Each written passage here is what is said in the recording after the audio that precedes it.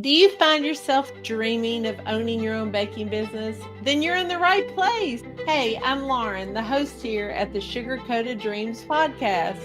I'll be your guide through this fun world where sugar, entrepreneurship, and passion all collide. So grab your cup of coffee or your glass of wine and sit back and hear stories of wonderful entrepreneurs in the baking industry.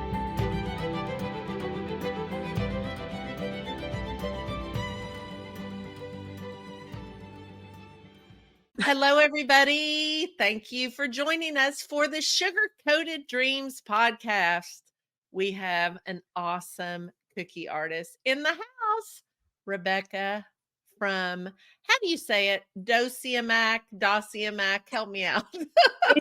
It's DociaMack, actually. Why could I not remember that? Now, you told me the story at CookieCon, but tell all of our watchers and listeners, because it's a really cool story about how you got your name. Sure. So I wanted something a little different, a little unique that would, set me apart from everyone else. So I went with the DociaMack. It's actually a family thing. So Docia and Mac were my great great grandparents. And actually, her name was Theodosia and Malcolm, but their nicknames were Docia and Mac. And my family owns a big hunting camp up in North Louisiana. And my grandfather, he kind of dubbed it the DociaMack after his grandparents, I'm sorry. And he carved this little wooden sign that says the DociaMack and hung it at the entrance between these two little twiggy trees. So that is where I pulled inspiration for my business name and my logo. The name Docia actually means comfort. I looked it up and it sounds like dough. So I was like, it is what it is. It's going to be perfect. I threw some sprinkles in the background to make it, kind of feel baking related. And I went on with my day. So I love it. Comfort. I mean, there's nothing more comforting than a cookie, right? Yeah. Yes. If I have a bad day, I always look in the freezer. I'm like, do I have any cookies in here? Do I have any cookies? I eat way too many cookies. Some people say, Rebecca, I don't eat very many cookies. I'm tired of them. I've never had that thought. What about you? Sugar cookies are actually my least favorite cookie, which I think is beneficial for me because I do like to eat cookies. So if I were making decorated chocolate chip cookies, it would be bad. Not having them on hand is very helpful, but I do like a good cookie with my coffee. So if I have any extras, I'll kind of hide them from my toddler and my husband so I can sneak them and eat them in peace and quiet. I was going to say, see, my kids don't like sweets. Can you imagine a baker's kids not liking sweets? They really don't. They never really. My oldest did when he was little, but he's in college now. He's trying to be real fit, so he doesn't really eat sugar. And my younger one has never liked sugar. Wow. So they don't really want to eat cookies. So the leftover ones always go for me and my husband. So after our little snafu, we are back. Okay. And so we were just talking about how my kids don't like cookies, so it's up to me and my husband to eat them, which isn't great. But this is all about you, Rebecca. Tell us about your mermaid experience. Okay, so before I started making cookies, this was long before. This was, at least probably 15 years ago. I worked for a local company that provided characters for birthday parties and special events. So I got to dress up like every character that you can think of and go and entertain children at birthday parties and events. And I would sing and we would do activities together. And I did that for a really long time until I got pregnant with my daughter. And I kind of quit from then, but then I started training kind of the new people that worked for the company and how to do it. But it was a lot of fun, and getting to be somebody else for a moment is exciting, and getting to dress up in costumes and do fun makeup and, sing and play with the kids. It was a good time. So did you grow up as a singer? Did you sing a lot? Yes, I have sang my entire life. I was in choir in school growing up. I was in show choir in high school. So we would go and compete in big show choir competitions. So singing has always been kind of my first passion. I went to college for vocal performance I did not graduate because I got bored singing opera. It is something that I absolutely love to do, and it's not doing it as a career, I think, is even made it even more special to me because it's something that I just have for me that I can do Yes. whenever. And I kind of sing song my daily life. I'll sing about what I'm doing. I sing to my food before I eat it. I love that. I'm like an awkward, weird modern day Disney princess, if you will. That's the best thing I've ever. I mean, you need that on a t-shirt. Awkward modern day Disney. That would Yeah. sell like hot fire. Oh yeah. Oh yeah. I love to sing also. It's a good stress relief to get in the car, especially when you have little kids, because your child is young, right? Yes. So I have a 4-year-old and a 15-year-old. Oh, I forgot about that. Oh, you really need this. I mean, teenage years are hard. You just get in the car, you drive, you put on the music, you sing to your little heart's content, and before you know it, you're pulling back in your driveway a completely happy person. Yes. And my oldest daughter, she sings and she is so much better than I ever was at her age. She is just phenomenal. She also can play, like she just picks up any instrument and can just play it. So I'm very jealous of that aspect, but I'm so proud, and it means a lot that we can share that, that thing together. So we like to sing in the car and harmonize and be ridiculous. That's wonderful. My Yeah. youngest son, or I always say but I think when you give birth, you just those words automatically come out of your mouth. Our son, youngest son, is also very musical. He plays the piano, he plays the electric guitar, he plays the drums a little bit, and he has a very good voice. He grew up in an elementary school where you had to be in choir. I mean, you were in choir, everybody was in choir, but he's quiet, so he's not a big fan of singing around anyone. But we'll hear him sometimes down on the piano singing, and you just have your ear to the door. Yeah. Yep. So you're lucky that your daughter sings, with you. Yeah. So you were obviously creative growing up from the singing standpoint, because that's definitely creative artistic expression, and Yes. you are such a good artist, cookie artist. So were you artistic also when you were growing up? I've always been, I would say crafty would be a better word. I always liked to make things and kind of dream up designs and costumes and makeup and stuff on that end, but as just to draw something, that was never. I liked to draw and I liked to color, and I'm good with color theory and stuff like that, but as the word artist was never something that I used to describe myself at all until Right. recently. So Yes. it's still a weird adjective for me to use to describe myself, but I'm working on I'm it. right I'm right there with you, Rebecca. I mean, I was painting and selling them in a shop, and people were buying them to put in their homes. And when people would say, "You're an artist," I'm like, "Oh no, I'm not really an artist." Yeah. But we are artists. Oh, we are. I've come to terms with it, and I fully embrace it now. And it's taken a while for me to get there, but I would agree. I would agree now at this stage that I can Yes. confidently say that I am an artist. Well, listen, you won the Halloween cookie challenge, I did. Rebecca. I You are did. definitely an artist. So before we talk about that, I know that you used to work in the service industry. Yeah. And how did you go from that to decorating cookies? I mean, did you work in a bakery? Where did you work?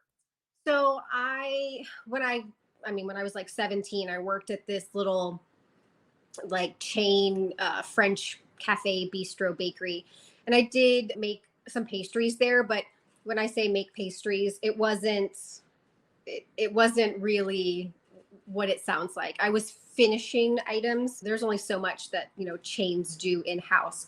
So I had very, very basic knowledge. Maybe I could pipe a rosette. I could handle a spatula. But as far as like skill wise, there wasn't anything that I really learned from that. But going forward, I was in restaurant management pretty much my entire life, my entire Oh, life. And then, I worked in kitchens and as a line cook and stuff like that. But the management side is pretty much what I've done my entire adult life. And then I had my last little one, and I kind of cut back on my hours because I mean, restaurant management is grueling hours. It's nights, it's weekends, it's holidays, and I didn't want to miss out on all of that with my youngest. So I cut back on my hours, and I just kind of took a demotion, and I just started working in the kitchen. And from there, quarantine happened, COVID came. And I think, like a lot of people, we all needed a little bit of something to kind of distract us from that whole situation. Thankfully, I was still getting to go to work every day. My job wasn't affected. I was considered essential because, I was feeding the world. So I still got to go to work every day. But when I would come home, being stuck inside, I needed something. So I was like, you know what? I am going to teach myself how to make decorated cookies. I've always been fascinated with it. I would watch Instagram reels of people like flooding and outlining, and it was just mesmerizing. So I was like, I'm going to do that. I could do that. I could do that. So I bought all of the tools that I thought I would need, and I just dove in and I made Halloween cookies. Those are the first cookies that I ever made, which is, kind of funny. It works well for me because that's my favorite holiday. So I decided I was going to make Halloween cookies, and they weren't terrible. They weren't great by any means. They weren't, but they weren't terrible. Looking back at the pictures now, I just see every single mistake and flaw. And I'm like, oh my gosh, what was I doing? What was I thinking? But they weren't bad. And I think them turning out halfway decent was really kind of motivating for me to attempt it again. So I did. And I just kept making them and practicing. And then eventually I had a friend of mine, one of my coworkers was like, hey, do you think you could make me some cookies for I don't know if it was her cousin or her friend's baby shower? And I was like, I mean, yeah, I guess. She's, I'll pay you. And I was like, oh gosh. Yay, but the pressure, right? You're like, Yeah, yay, but then you think, oh right. gosh, these really have to be good if someone's paying for them. Yeah, I'm very much, I'm not going to take anybody's hard earned money if it's not something that I am proud of. So it was Right. super stressful, but that kind of started. And then the orders just started coming. And it got to a point where going to my regular job every day was an inconvenience because I had more important things to be doing. So I felt. And it was hard for me to kind of keep up with the orders because I had a really hard time saying no when I wanted to do them. And it was so much fun. And I liked it so much more than my regular job. So eventually it got to the point where I was like, all right, something's got to give. I either need to, just focus. I can't do both anymore. I just need to pick one. Right. So, and I chose cookies. I chose them. They chose me, I'd like to say. Hey, I'm curious. Let's go back a little bit because this is something that we've never talked about. I've never talked on the podcast. So, when you say that you got the tools that you thought you needed to decorate cookies, what did you start with? Because what I started with is nothing like what I'm using now. So I didn't. I mean, I got the tools. I have a problem. Like when I find something that I like, I can't just kind of do it halfway. It's all or nothing. It can be a good personality trait, but it can also be a negative one. So, I got piping bags and food coloring. I got, the wrong kind of food coloring, the wrong kind of piping bags, and basic cookie cutters that I found on Amazon. So I got what I thought I needed. And at the time, it was, what I needed to learn and to practice. But going forward, the amount of new tools and products that I have acquired that make my job more efficient and give me the ability to do what I do is mind blowing. So now I just have every tool. So when I But started, Rebecca, I use bottles. That's what I would put my flood in and everything. And I didn't know the consistency. And so I thought that I knew the consistency, right? I'd put it in the bottles and I would be squeezing, it wouldn't come out very well. And so all of a sudden, guess what would happen? I would it would all squeeze come. so hard, the top would fly off the bottle, icing would be everywhere. I did that a lot. Yeah. I didn't know about gel color to use gel color. So I was using regular old food coloring. Yeah. And I thought, why is this not working? Well, because it's water and you have to use a ton. I mean, so many the first time I heard about tipless bags, I went to Michael's and I bought icing bags, right? Well, they weren't tipless bags. Well, you had to Oh, go up this far to be able to get it to where you could even cut a tip because they're meant to put the little couplers in. yes. And that didn't work very well. So it's amazing all those things that you take for granted now, right? That when you Yeah. first start, you have no clue what you're doing. No, no idea. No idea. So tell me, because I'm very curious, because we haven't talked about this, about the Halloween cookie challenge. Ugh. So like I said before, I decided that I was going to quit my job and make cookies full time, which was scary. It was so scary. I was nervous that I had made the wrong decision for my family, that I wasn't going to make any money, that I was going to just fall flat on my face. And I was pouring everything that I had into making my cookie business, thrive as much as I could. And there's always that self-doubt, in the back of your mind, Yes. that imposter syndrome that creeps up. And I was like, what am I doing? I need to stop, living this little dream and go back to my normal job, and then I got a message on Instagram from a casting agent from Food Network. And at first I thought it was a scam. I was like, y'all are just playing with my emotions. This is not real. Uh, because, I had always, every cookier always, their dream is to be on Christmas Cookie Challenge. And I had finally kind of like built up the nerve to send in an application, Uh-huh. not saying that I like missed the cutoff because I wasn't aware of the filming schedule. But I was like, okay, so I missed the cutoff. That's a sign. I just need to practice some more, wait another year, and I'll audition next year. Um, and then a week later is when I got the message. And they were like, hey, we have this new show, Halloween Cookie Challenge. And I was like, this is not real. This is fake. Right. There's There's no, no Halloween cookie no, challenge. like the show. Somebody just knows and they're just trying to mess with me, and they want to steal my identity or try to like traffic. And I showed it to my husband. He was like, he's no offense, but it's probably not real. Please don't get excited. I was like, no, I'm pretty skeptical. But it was real. It was real. And I it was like they made a show specifically for me. That's how I felt. It really was. It was everything that I had wanted to do in regards to Christmas Cookie Challenge, but Halloween, which is, I mean, if anybody knows me, I am like the Halloween queen. I live and breathe and sleep Halloween. Everything's spooky. So I really did. I was like, oh my gosh, you guys made this show just for me. Thank you so much. Yes. You know what, Rebecca? They contacted me too, the Halloween, but it was a week after I had gotten back from filming the Christmas Cookie Challenge, and they sent me an email, and I'd never heard of that. We had not heard of the Halloween challenge Yeah, because it it was was new, different. and I thought, "Oh And gosh, I'm not allowed to do anything for a year." They said, "We would love to talk to you, blah, blah, blah."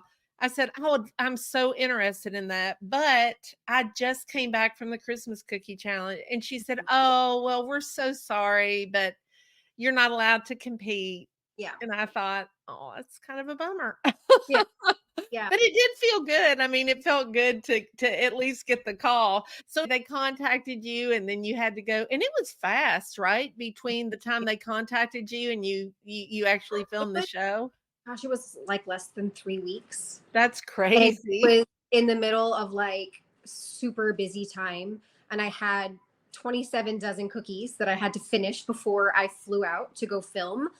And I had no time to think or plan or do anything in regards to it. I was so overwhelmed and so sleep deprived. I hadn't slept in like forever. I'm Uh-huh. so, because just in general, and then I get there and I have no idea what to expect. I had only been making cookies for a little over a year at that Uh-huh. point, maybe half.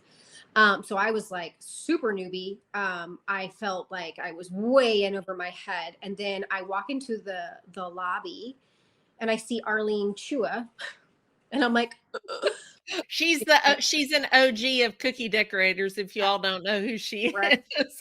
He is the cookie queen, right? So Yes. idea. I'm assuming that she's one of the judges on the show. I'm girling in the corner and I walk up to her and I'm like, oh my gosh, I'm so excited to meet you. I can't believe that I'm here. Are you a judge? And she was like, no, I'm competing. And I was like, wait, I'm sorry, what? You're competing? And I was like, today you're competing? And she was like, yeah. And I was like, oh, okay, well, it's lovely to meet you. I'm going to go to my hotel room and pack up all of my stuff now because I'm going to go home. And I was just, oh my gosh, I was so nervous. At that moment, I was like, what am I doing? What am I doing? It was insane. It was insane. Yes. She is so talented. And when I was talking with the Food Network and I was, that I had to you have to send photos in that they're going to put out on social media. And they just kept talking about these beautiful wedding dresses that I had made. And I said, that's a class that I took from Arlene Chua. And they knew her because she had been on before. Yes. And so, yeah, she knows what she's doing for sure. She does. She is so amazing. I was so intimidated at first by her, but when I tell you she's like one of the nicest people, oh my gosh. She is.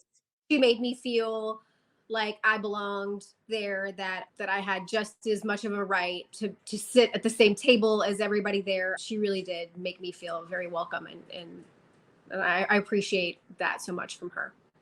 So tell me about the experience when they announced that you were the winner. Oh my gosh, I thought that they had made a mistake. I really did. So we had to pull like the little pumpkins out of our bags.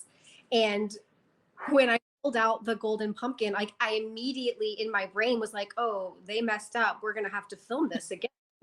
They gave me the wrong bag. But I just lost it. I lost it. I broke down in tears. It was such like an overwhelmingly emotional experience the whole time. And like having Yes. to compose yourself, that was like the final, that was like it. And there was no more holding it in at that moment. And I just started, and I think I probably cried for at least 4 hours straight, like from Bristol at the studio all the way back to the hotel. Like at the hotel, I'm just like sobbing. Everyone's, are you okay? I'm like, I'm fine. I'm fine. It was one of the most like emotionally overwhelming experiences of my life, on top, like right there with birthing my children. I feel the same way. I cried, Rebecca, the entire way home. Yes. Because I drove and it was about a 3-hour drive. And I started crying. It makes me want to cry now just thinking about it. I started crying when I got in the car and I cried the whole way home. And it wasn't because I didn't win. It was the emotions coming out from the whole experience, because it is an emotional experience and you can't let those emotions show because it's so fast paced. And I was hurt too. I had gotten hurt. And I think that was I cracked my kneecap. I fell in the studio. So it was partly that, but I think it was just the release of the emotions. I would stop crying. I would start crying. And once I got home, I was fine. Had I won, I can't imagine, what would have happened. I didn't make it till the final round. So, I can say that, but it's an emotional experience.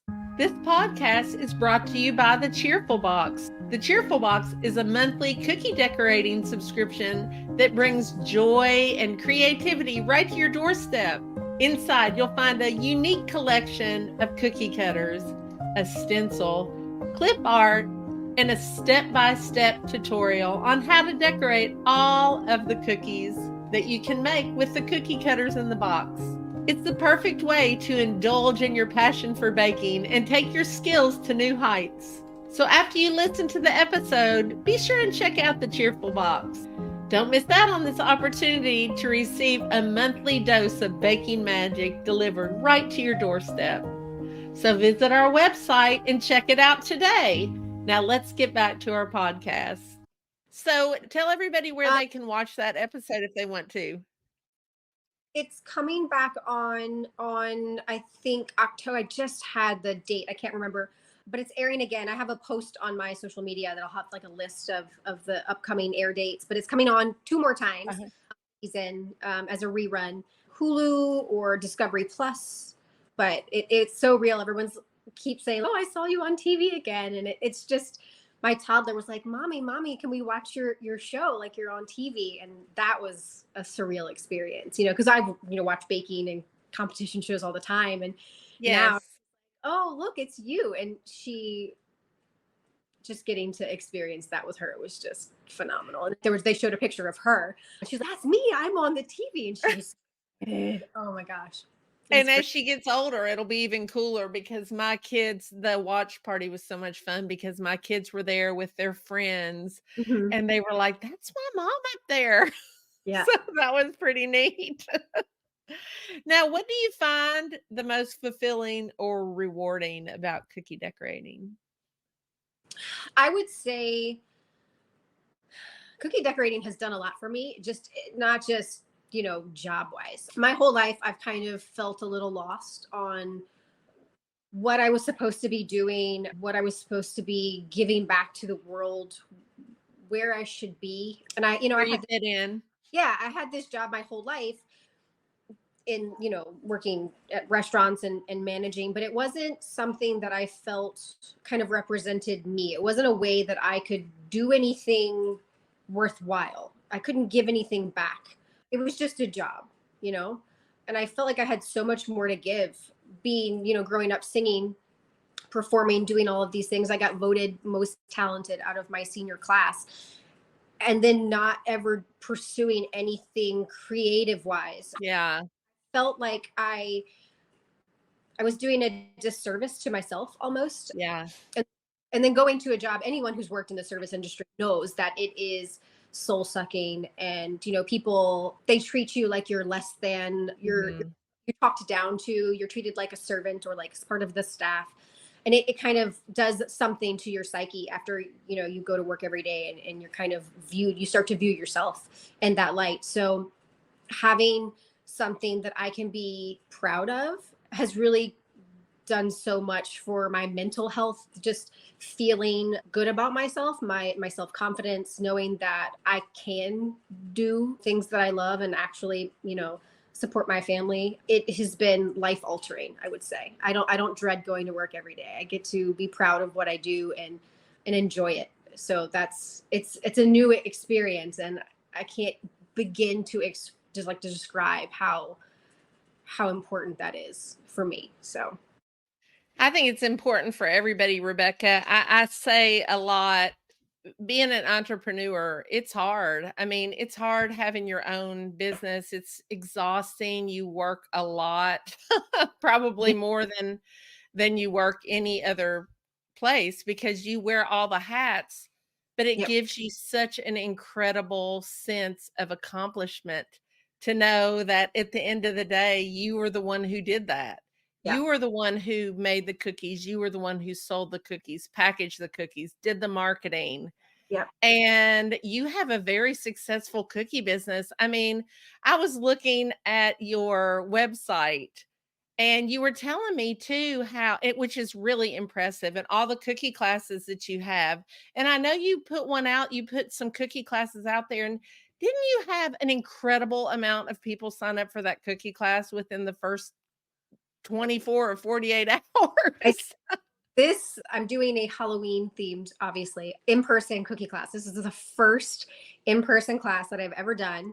And I've actually partnered with another local cookier who, her name is Erica with Posh Piper Cookies. And she was also on Christmas Cookie Challenge.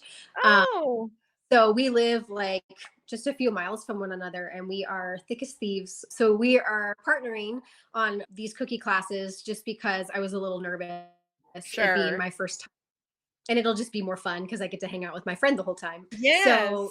I did my first post about it on Friday. We opened up the link to buy tickets, and we have 4 dates, or 4 classes, and one of them is already sold out, and then Incredible.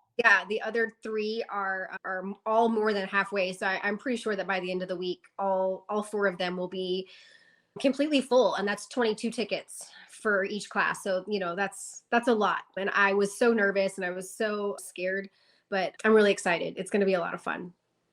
Oh, and they're gonna love you. I mean, the first time I met Rebecca, you just shine. Wherever you go, there's little glitter that follows you because I mean, I knew you a little bit from this group that we're in, but man, when I met you in person and you were so cute, you're like, I know who you are, but you don't know who I am. Because when I'd seen pictures of you, Rebecca, you were dressed up like a mermaid with beautiful long pink hair. So no, I didn't recognize you.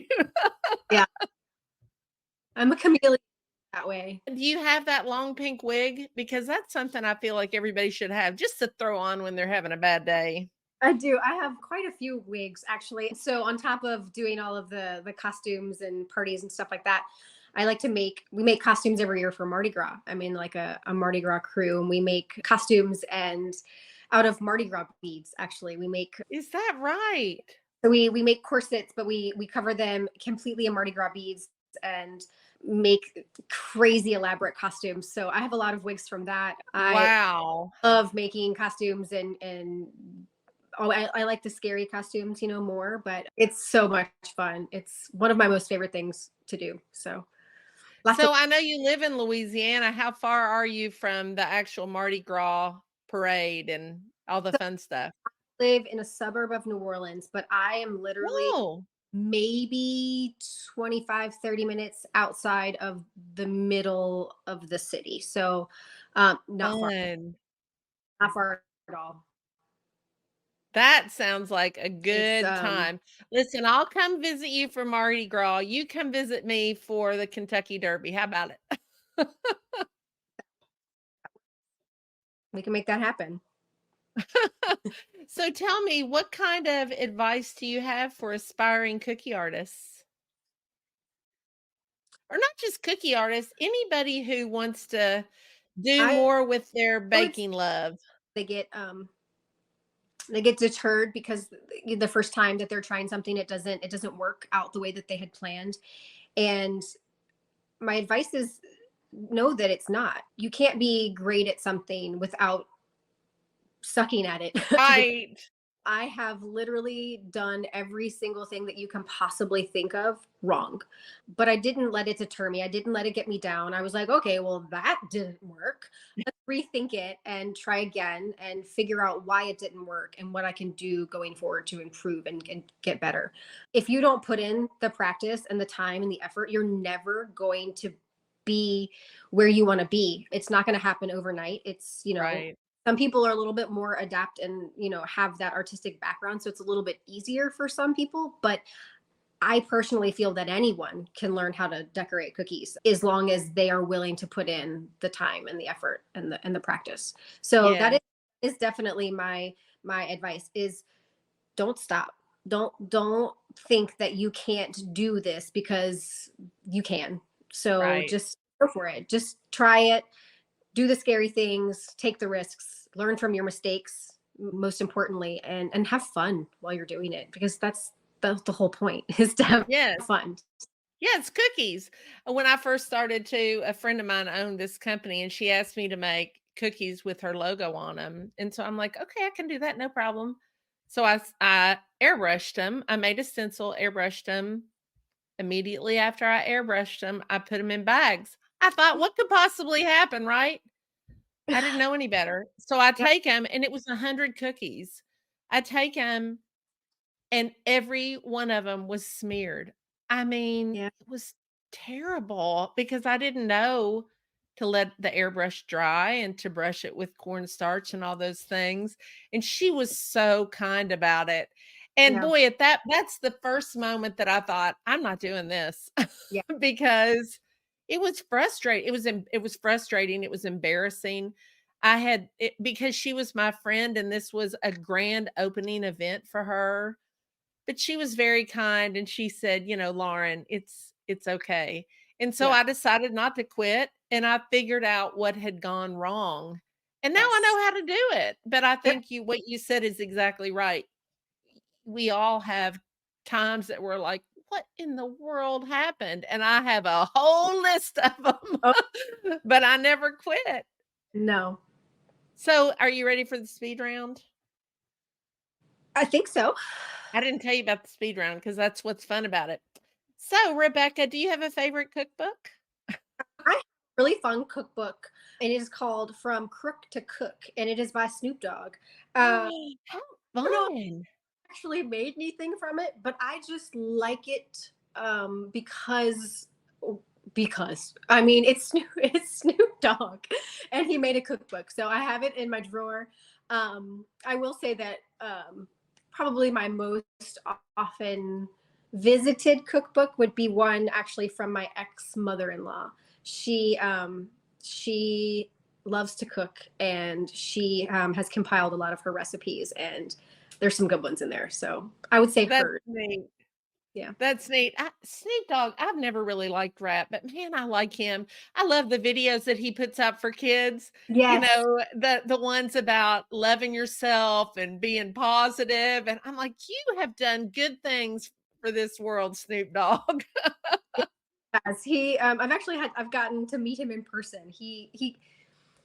He works or partners with somebody locally. They like co-own a company or something together. So he's often in my town, and he does like Christmas parties here. So I Oh. to meet him. Not that he has any idea who I am, but he's a really nice guy. He's an interesting character. So you need to send him a little sample and say, next time you come in town for a Christmas party, I know the perfect person to make the cookies. Yeah. Well, I've already said that for Christmas. I know he's going to be here, so I know who to give the cookies to make sure that he gets them. So Perfect. I'm going to make him a little treat. That's perfect. And then my second question is, if you could make cookies for anybody, who would you make cookies for? Dolly Parton. Oh, I love 100%. that answer. No one said Dolly Parton. Why would you pick her? Because she is the most amazing person ever to exist. I love country music, which a lot of people wouldn't think because I'm covered in tattoos. But I grew up listening to country music, and I've always loved Dolly Parton. I've always loved her ridiculous, outlandish, over the top costumes. She is unapologetically herself. And Right. she does so many wonderful things in regards to donating money for charity. My daughter is in one of her book clubs, so we got to sign her. Oh, Month we get a book in the mail that Dolly kind of handpicks, and she is just an absolutely wonderful human being. And I would be honored to make cookies for her. oh, that's a great answer. Well, I'm so glad. I keep looking at the time thinking we cannot have talked for this long because it has gone by like that. But thank you for talking to me. I think you're an amazing artist. Like I told you when we met, I thought you were a macaron artist who had just done some cookies every now and again. And I thought, man, how could she do that? And then you're like, no, Lauren, I am a cookie artist. That's just my name. But anybody who's listening or watching, you have to go right now and check out her Instagram because you're so talented. You're just so talented. So tell everybody where to find you on Instagram and Facebook. Are you on the TikTok? You're I'm young enough. not on the TikTok. I have downloaded the app, but I don't know how to to work it yet.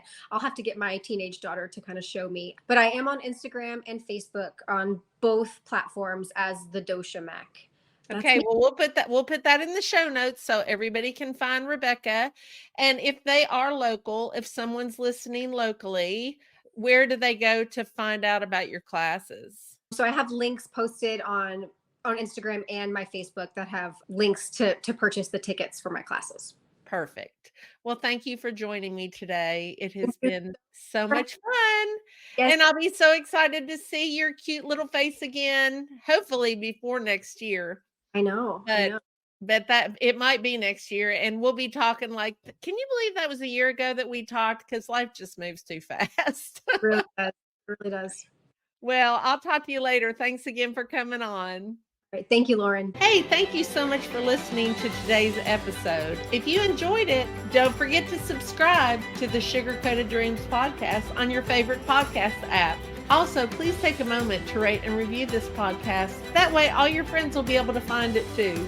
A new episode will be released every Thursday. Until then, remember to keep dreaming big and never underestimate the power of a little sugar and a lot of passion. I'm Lauren, the cheerful baker, and your host here at the Sugar Coated Dreams podcast.